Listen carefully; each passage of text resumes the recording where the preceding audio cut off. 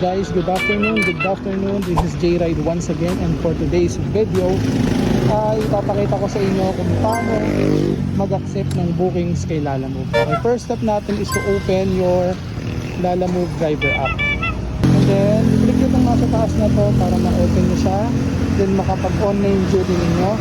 And then, i-click lang kayo dyan ng isang bookings. And then, pag-click nyo dyan, for example ito, tapos i-swipe nyo lang to.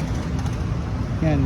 So pag na-swipe nyo na yan, then dito ang gagawin natin is to contact first yung client natin. So paano nyo kontakin yung client? Ito, pindutin nyo lang yan. So pag open nyo yan, lalabas na yung order contact. Tapos ito yung pick up natin. Tapos ito ngayon yung drop off natin. So pick upin na po muna natin yung items natin na gagawin ay click nyo to, then proceed to Google Maps. Click the navigation para ito yung ngayon pupuntahan natin na destination. Napapunta tayo ngayon dito na sa Bagbagin. So that's 1.2 kilometers, 3 minutes away lang. So let's go, puntahan na natin yan. Okay guys, so ito na, nandito na tayo ngayon sa pick up location natin. So ito lang yung unin natin ng items. Okay, so ang gagawin natin ngayon guys ay okay, doon ulit tayo. Arrive na natin ngayon to. So arrive. And guys, and then add photos tayo. Picture na natin siya ngayon guys, yung item. And then click check. And then confirm loading. And guys, after natin confirm loading, click na tayo ngayon doon sa ating drop off location. I-click down natin to. And then open to maps again. So then click start. Papunta na tayo ngayon sa drop off point. Let's go. Okay guys, so item pick up na tayo. So ngayon, naklik na natin yung navigation natin. Papunta na tayo ngayon sa drop off point natin. May travel time tayo na 27 minutes, 11 kilometer.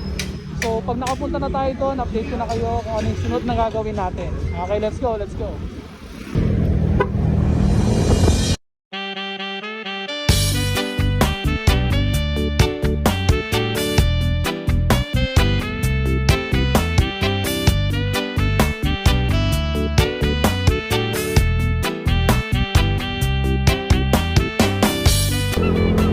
Kasi sinasabi ko guys, no? Na nakakapag-ride ka na.